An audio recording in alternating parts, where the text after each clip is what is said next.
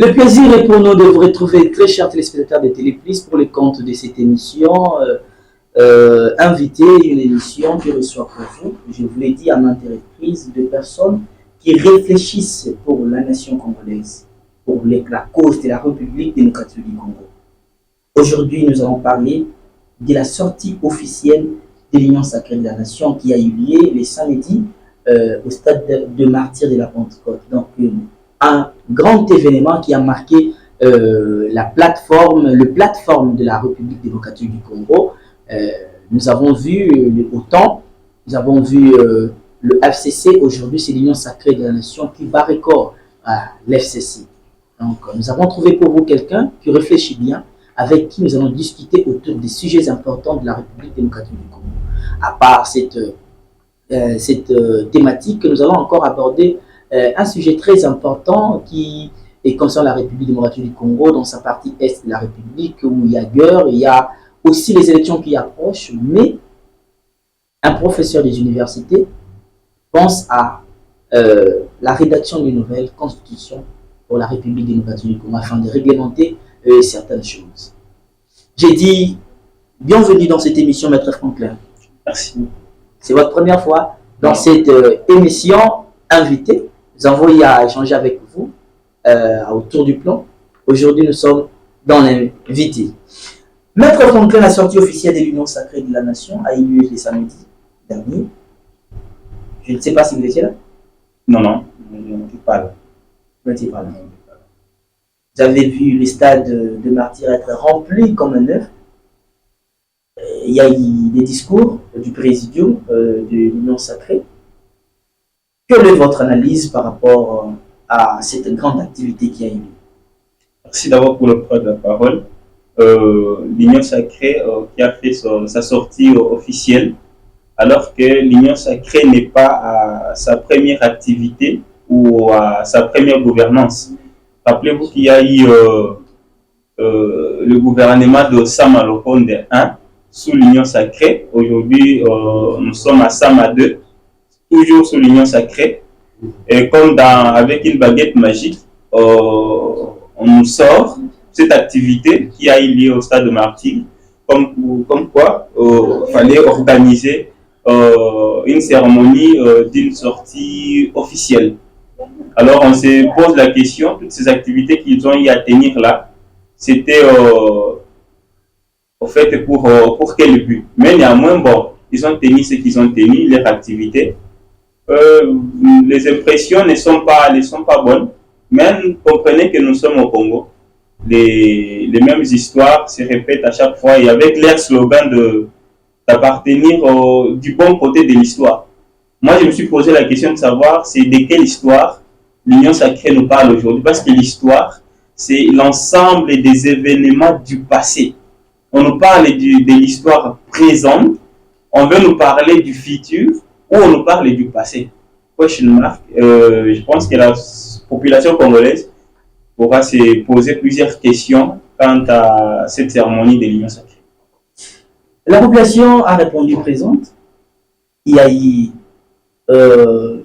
certains partis politiques, donc la majorité des partis politiques de l'Union sacrée, qui ont envoyé leurs partisans au stade des martyrs pour montrer au monde que l'Union sacrée est acceptée, l'Union sacrée est approuvée par le peuple congolais. Et il n'y a pas eu d'incident, il n'y a pas eu de mort, il n'y a pas eu de blessés. Pensez-vous que c'est une autre manière de gérer la population pour que ce genre de manifestations ne puissent pas engendrer des conséquences néfastes à la population? Socrate définissait la politique comme l'art de gouverner. Donc on peut gouverner un gouvernement comme ils le font, on peut gouverner une église, on peut gouverner. La sortie de l'Union sacrée, c'était une démonstration politique, d'abord sur le plan interne, pour prouver à l'opposition que voilà, nous sommes là, nous sommes prêts à aller aux élections. Et sur le plan international, on veut au fait faire croire à la communauté internationale que la population congolaise est derrière le régime actuel. écoutez, RDC n'est pas Kinshasa. La République du Congo n'est pas à réduire à la province de Kinshasa ou n'est pas à réduire à la population quinoise. Cette démonstration politique qu'on va faire aujourd'hui en décaissant beaucoup de billets pourrait servir à autre chose. On a des difficultés énormes dans notre pays, on a des sérieux problèmes sur tous les plans. Et moi, je pense que les gens qui sont autour du président de la République, les gens qui ont conseillé pour cette sortie officielle, pouvaient faire mieux, réfléchir à autre chose pour aboutir néanmoins à des actions qui servent pour l'émergence, l'avancement du pays, que de pouvoir gaspiller l'argent de l'État pour des futilités, parce qu'on a envie de démontrer à l'opposition, parce qu'on a envie de se faire entendre, et on essaie de laisser la caisse de l'État en péril. Ce qui est vraiment déplorable, mais bon, qu'est-ce qu'on va faire? C'est le pouvoir en place. Je pense que le pouvoir a un début et il a aussi une fin. Il semblerait que un montant de 150 millions de dollars a été décaissé pour cette manifestation, au moment où la population de la République démocratique du Congo dans sa partie est meurt, au moment où les dollars est maintenant à la hauteur, il y a ce qu'on appelle la dépréciation monétaire. Le franc congolais n'a plus de valeur. Au moment où le marché en République démocratique du Congo, les coûts ou encore les aliments sont haussés, les prix est à la hauteur. Pensez-vous que c'est une manière pour les gouvernements actuels de dire merci au slogan « Le peuple est d'abord ». D'abord, le peuple est d'abord est déjà parti avec l'effet Etienne Tshisekedi. Il n'y a plus de peuple d'abord. On a décaissé plus de 150 millions. Ça, c'est la somme qu'on estime. Mais on ne sait pas combien de sommes a été décaissé pour cette activité. Alors qu'aujourd'hui, sur le plan de l'enseignement, les enseignants ne sont pas payés. Les enseignants ne sont pas payés.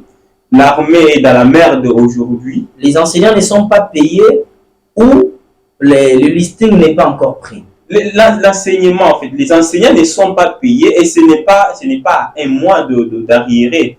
C'est à plus de 6 mois d'arriéré. Les enseignants ne sont pas payés. L'armée, n'en parlons pas. Les enseignants, moi je viens de voir une publication du CECOPE dont le listing est déjà prêt pour la paye du mois d'avril. Vous êtes journaliste, faites des investigations. Vous rendrez compte que, bon, moi je n'entre pas dans des publications de réseaux sociaux comme moi, ça. je ne suis pas là. Je vous parle de résultats concrets. L'examen d'État est boycotté par des enseignants parce que le gouvernement ne s'acquitte pas de son obligation, pas de ses obligations. Il n'y a pas seulement l'enseignement, il y a aussi l'armée. À l'est du pays, vous avez entendu que la prime pour un soldat à l'est du pays est estimée à $20. Les soldats manquent même une bouteille d'eau. Alors que vous avez un gouvernement à Kinshasa qui décaisse plus de 150 millions pour organiser une manifestation politique qui n'a apporté rien à la nation. Mais on se sent quand même à l'aise parce que c'est le pouvoir, parce qu'on vise les élections. Mais je pense que le peuple d'abord doit interpeller ces régimes actuels. Ils doivent rester sur leur idéologie qui était celui de primer l'intérêt du peuple. Mais malheureusement, aujourd'hui, le pouvoir est entré par les vautours, de même personnes qui continuent à mettre la caisse de l'État en péril. Maître Franklin, quand vous parlez de la population qui doit prendre conscience, cette même population qui est manipulée, souvent suivant vos dires, qui est manipulée par la politique, répond présent, la population répond présente à l'activité. Pouvons-nous parler de l'inconscience ou de l'immaturité de la population congolaise? D'ailleurs, répondant à votre question, vous savez, lorsqu'on vient au stade ou lorsqu'on sera dans une activité, dans une cérémonie, ça ne veut pas dire qu'on est totalement pour l'activité ou la Et cérémonie. quand vous êtes contre, pourquoi y aller? Mais toute personne a des raisons de se rendre quelque part. Vous savez, lorsqu'il y a un match de football au stade, on peut manquer quoi à faire à la maison. On se dit, bon, écoutez, bon, je me rends au stade pour peut-être essayer un peu de passer du temps ou de me divertir. Mais vous ne savez pas, il y a l'auteur Zamenga qui a publié dans son œuvre Bandoki, si je ne m'abuse pas, n'avoir rien à faire, c'est exposé dans les inondations. Vous manquez à faire, vous allez au stade, il y a des coups de feu et vous tombez. Écoutez, la jeunesse congolaise aujourd'hui, elle souffre. Lorsque vous avez certaines autorités qui ont décaissé l'argent de la caisse de l'État et qui distribuent 5 000 francs, 10 000 francs à certains jeunes pour remplir les stades, vous ne pouvez. Vous étiez témoin? Ce n'est pas. Je vous ai questionné avant ce n'est pas une pratique d'aujourd'hui. Ça devient une coutume chez nous. À chaque fois qu'il y a des manifestations politiques pour sensibiliser, pour avoir un grand nombre de gens, on distribue les miettes. Et il y a des jeunes maintenant inconscients, moi je les qualifie, des jeunes inconscients, des jeunes corrompus qui se livrent à de telles pratiques. Il y a eu, vous avez vu le président de l'Assemblée nationale, M. Mbosso, qui a rassemblé certains pasteurs pour se rendre au stade. Vous savez c'était pour quel but? C'est parce qu'on sait que certains pasteurs aujourd'hui, dans leurs églises, ont plus de 3000 fidèles. Et donc, aujourd'hui, les fidèles sont très fidèles d'ailleurs aussi à leurs pasteurs. Bon, on ne peut que suivre la voie du berger. Et voilà là où on arrive. Les pasteurs qui oublient souvent les chemins principaux de leur mission, qui se livrent à la politique, et les politiciens qui utilisent la même population pour des fins politiques avec de petites sommes, pour essayer un peu de remplir les stades et montrer qu'on est présent ou présente pour la prochaine élection. La sortie officielle de l'Union sacrée Angers, défis et perspectives, c'est les sujets, c'est la thématique choisie pour débattre avec Franklin Lambo, qui est le vice-premier coordonnateur du l'ASBEL, les amis de Team Simon Lungu. Nous échangeons avec lui, avec beaucoup d'amour, avec beaucoup d'empressement pour que vous, mes téléspectateurs ou encore le téléspectateur de Téléplus, pouviez bénéficier de cette matière qui coule en lui. Présidium de l'Union sacrée. Nous avons suivi les discours de tout un chacun. Il y a le Premier ministre et le Premier ministre Samuel Kondé qui fait partie du Présidium qui a parlé. Nous avons suivi Vital Kamerhe, Jean-Pierre Bemba et dans l'ensemble, nous avons compris que la première des choses, c'est que ces Présidiums visent la paix dans toutes les parties de la République démocratique du Congo. Donc ces Présidiums envisagent rétablir la paix en République démocratique du Congo. Deux, ce qui est les social. Nous avons suivi Vital Kamerhe qui a dit Bozoyemba, Bodola et Kiti, parce qu'on a chanté. On a chanté Kamerhe, Oyebela, Dolar et Mati. Il a aussi donné un mot, son mot, à la population en disant que Nayebi Obolingi, mais Kalamingite, Tozobunako, Kimezonga, Dolar et Kita et Boliamana. Nous avons suivi Christophe Mbosso, la même chose, en appelant la population congolaise au calme et surtout à la confiance auprès des responsables. Nous avons suivi Jean-Pierre Bemba qui, selon lui et selon ce régime, avec les ambitions, les idées pourront éradiquer ces phénomènes d'agression dans l'Est de la République. Nous avons suivi tous les présidiums et nous avons conclu pour les élections prochaines. Il faudra à la population congolaise de donner la majorité écrasante au chef de l'État et à tous ses députés. Qu'est-ce que vous pouvez ajouter? Comment pouvez-vous analyser tous les discours du président de l'Union sacrée? Bon, heureusement que ce n'est pas un débat où on allait peut-être aborder des questions de personnes. Je ne vais pas personnaliser certaines autorités, mais je vais vous dire que ce président ne va rien apporter dans l'union sacrée ne va rien apporter à la population congolaise. C'est un prophète de malheur? Je ne suis pas un prophète de malheur, mais je reste objectif. Je reste objectif. D'ailleurs, ils nous ont parlé de la population congolaise, alors que ce n'était pas la population congolaise, c'était la population quinoise. Nous partons Les Congo, vous savez, avec moi, nous partons de l'échantillon. Il y a tout un échantillon qui se présente. Vous avez vu une délégation de la province du Congo central. Fifi Massouba était là. Non, l'une, c'est une responsable de là-bas qui s'est déplacée. Ces gens-là, si vous prenez des gens vous prenez un ministre de l'Équateur, du Congo central et consort, ces gens-là ne sont pas en train de représenter leur province. Ce sont des ministres du pays. Et donc, la manifestation s'est déroulée à Kinshasa. C'est la population quinoise qui est venue répondre présente à la cérémonie avec un présidium de gens qui sont en train encore de foncer davantage le président Tshisekedi à l'échec. Vous avez le président de l'Assemblée nationale, Christophe Mbosso, avant d'être président de l'Assemblée nationale, avant de soutenir le président Tshisekedi aujourd'hui, vous connaissez là où il était. Vous avez Jean-Pierre Bemba, vous avez Vital Kamerhe, vous avez les autres, Augustin Kabouya et j'en passe. Ces gens-là ont cantonné à la gloire de l'ancien président Joseph Kabila. Ces gens-là ont vanté Joseph Kabila, ces gens-là ont vanté le régime de Joseph Kabila. Mais bon, comme ils ont vu qu'à l'FCC, au fait, le pouvoir est parti, ils n'ont rien à gagner là-bas. Voilà, aujourd'hui, ils sont là pour chanter à la gloire du président Tshisekedi. Je me rappelle que la politique, elle est dynamique. Hein. Oui, la politique, elle est dynamique, mais cette politique-ci, elle n'est pas dynamique pour l'intérêt de la population, elle ne sert à rien. On va assister à des transimences politiques de certains politiciens qui ne viennent pas pour servir le Congo, mais pour protéger leurs intérêts. Il y a les Vital Kamerhe, moi je reste juriste. Il y a Vital Kamerhe qui a été accusé et puis acquitté par la justice, accusé pour détournement. Alors qu'il fallait qu'il y ait 1500 maisons préfabriquées.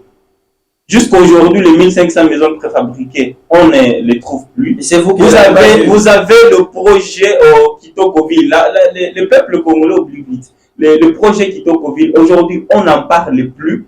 Vous avez une certaine ministre aujourd'hui qui, hier, a dit que le président Tshisekedi est le fruit d'une négociation politique. Mais aujourd'hui, la personne est ministre. Pensez-vous qu'avec ce genre de personnes, vous allez arriver au résultat que le peuple congolais est en train d'attendre aujourd'hui? C'est un préjudice qui fonce le président Tshisekedi dans l'échec. Et moi, je pense que si autour du chef de l'État, il y avait de bons conseils qui disaient la vérité, cette manifestation de l'Union sacrée qui a coûté beaucoup à la République pouvait servir à autre chose. On pouvait construire les écoles, on pouvait payer les enseignants, on pouvait traiter la question de l'Est et consorts. Mais on décaisse l'argent parce qu'on a envie de faire du plaisir au président de la République. Faire le plaisir au président de la République, c'est ce que fustige Maître Franklin. Donc, les autorités compétentes de l'État doivent se mettre ensemble et voir comment diriger la République démocratique du Congo, qui est notre dénominateur commun. Je vous exhorte, vous, chers responsables de la République démocratique du Congo, de chercher premièrement que la population que vous gérez soit à l'aise et soit librement dans leurs occupations. Parce que si cette population n'est pas, vous également, vous ne serez pas. Nous allons parler des élections en République démocratique du Congo à quelques mois, parce que nous voyons le mois de décembre s'approcher si vite. Pensez-vous, d'après ce que nous avons vu au Stade des Martyrs, et que les élections aient lieu aujourd'hui, soit au mois de décembre, quelqu'un d'autre pourra arracher le trône du président Félix Antoine Tshisekedi? Oui, tout est possible. Tout est possible. Déjà, c'est à 8 mois. Il reste 8 mois. Tout est possible. Mais il faut vous trouver dans un contexte d'un climat d'une CENI qui offre la possibilité à toutes les parties de pouvoir se retrouver dans cette guerre électorale. Mais bon, chez nous au Congo, c'est compliqué parce que déjà, lorsqu'un président de la République arrive au pouvoir, la première des choses, c'est qu'il faudra d'abord avoir la confiance de la CENI. La deuxième des choses, c'est qu'il faudra avoir la confiance de la Cour constitutionnelle. Bon, je ne suis pas ici prophète de malheur. De toutes les façons, l'histoire nous dira et on ne peut qu'accorder le temps. Ils ont beaucoup chanté l'état du droit. Je pense que l'état du droit, c'est aussi laisser les institutions qui travaillent à l'appui à la démocratie de travailler librement. La CENI doit travailler librement, la Cour constitutionnelle et ainsi de suite. L'opposition n'est pas composée aujourd'hui de personnes moindres. Vous avez Moïse Katumbi qui aujourd'hui souffre de beaucoup de manipulations. Vous avez Matata Pognon, vous avez Martin Fayulu qui était d'ailleurs le candidat malheureux aux élections passées. Alors je pense que bon, on va voir ce que ça va donner, mais bon, on ne sait pas. Est-ce que cette CENI-là elle est indépendante ou pas? Puisque vous parlez de Martin Fayulu, je vais aussi, nous allons brosser cette partie du bloc. Il y a Martin Fayulu, il y a Moïse Katumbi, il y a Matata Pognon et quelques autres qui se sont réunis et qui ont fait un bloc. Et ces blocs, simplement pour faire face au régime actuel. Dire non à toute le manigance ou encore toutes les manœuvres du régime présent. À son tour, Adolphe Mouzitu, qui était l'un d'eux, a jugé bon ne pas les rejoindre parce que ces derniers ont rejoint l'ancien président de la République, le président honoraire Joseph Kabila Kabange. Une analyse, il y a une fragilité dans l'opposition parce qu'on l'appelait la résistance. Aujourd'hui, elle devient fragile ou elle pourra faire face dans cette opposition de Adolphe Mouzitu, Moïse Katumbi et les autres, pourra faire face à l'Union sacrée de la nation. Les deux grandes têtes, les grandes têtes de l'opposition congolaise aujourd'hui se sont réunies. Ils ne se sont pas réunis pour en amont combattre le régime du président Tshisekedi. Attention, ces gens-là se sont réunis pour trouver d'abord un intérêt d'entente, afin de pouvoir se choisir soit un candidat commun. Mais cette question-là semble être un peu évitée au niveau de l'opposition. Pour ça, je vous informe que Prince Epengui, après la réunion, au sortir de la réunion, il s'est prononcé, il a dit que cette réunion, ces rassemblements n'a rien à voir avec la candidature unique ou la candidature unique. Oui, c'est ça que j'étais en train de dire. L'opposition s'est réunie. Mais moi, je souhaiterais que cette opposition puisse se trouver un candidat unique si réellement on veut mettre ce régime en place dehors. Que cette opposition se mette ensemble pour qu'ils trouvent intérêt d'entente pour trouver un candidat unique. Mais c'est compliqué avec l'histoire de la Genève, avec l'histoire du Congo, avec l'histoire de la Genève d'abord.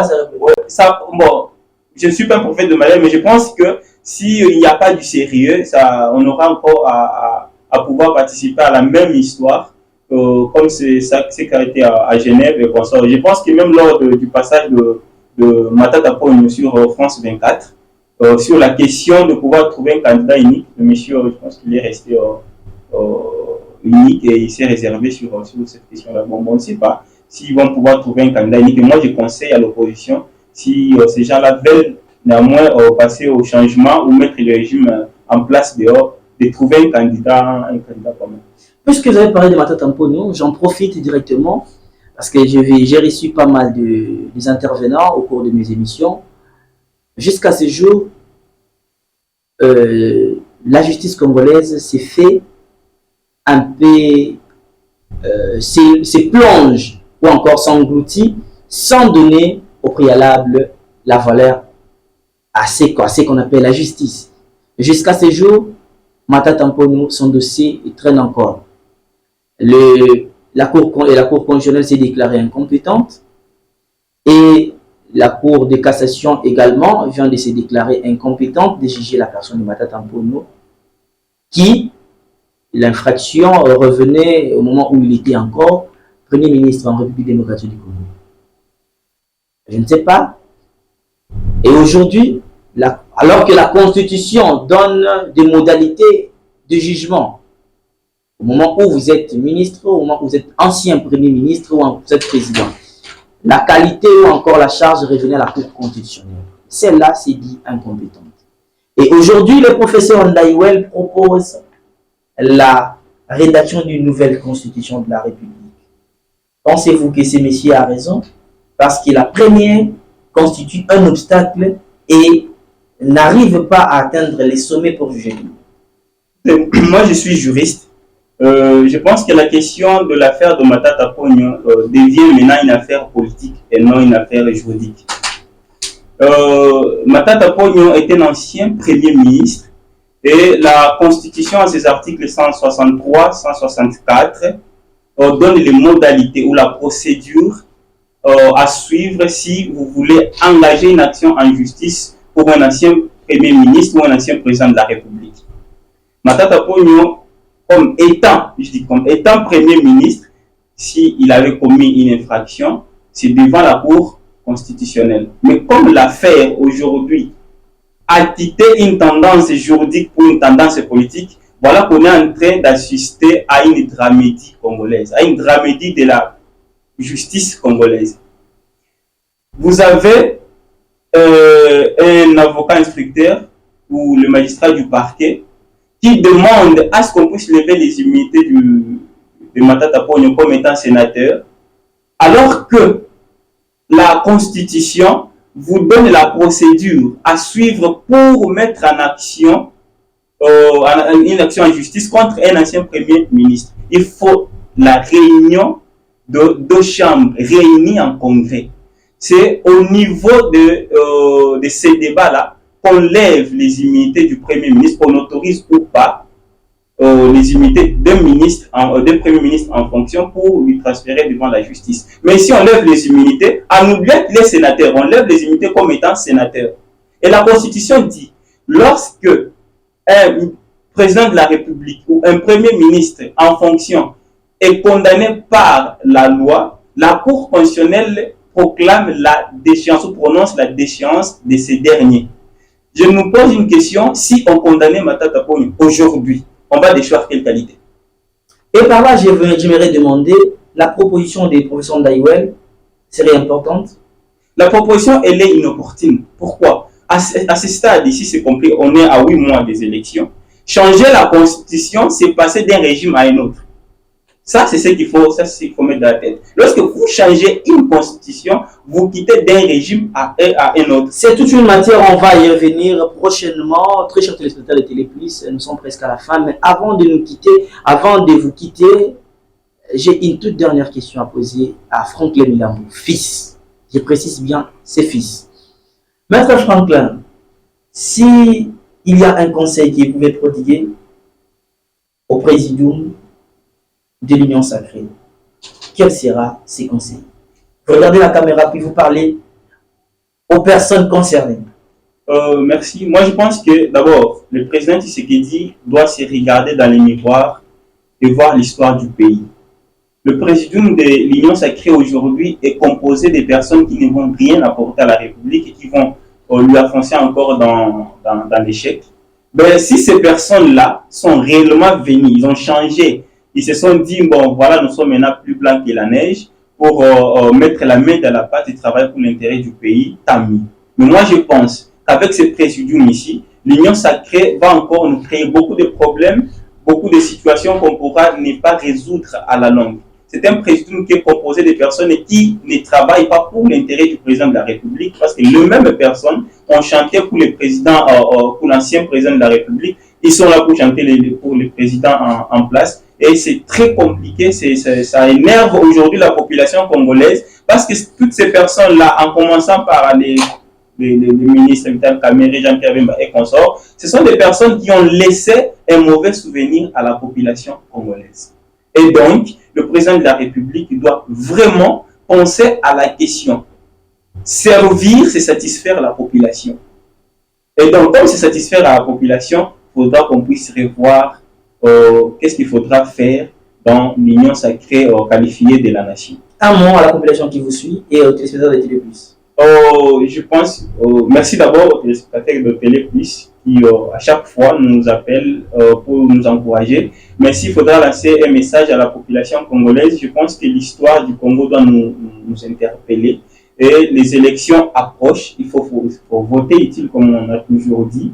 Et l'histoire du Congo, si aujourd'hui on ne prend pas la responsabilité de pouvoir changer les choses dans notre pays, mais on va continuer à pleurnicher de années en année. Moi, je pense que les élections arrivent sanctionnées. Vous avez vu les activités de certaines autorités, vous avez vu les activités du régime en place. C'est à vous de juger et de pouvoir voter utile et de pouvoir encore marcher derrière ces autorités qui ne nous apportent absolument rien.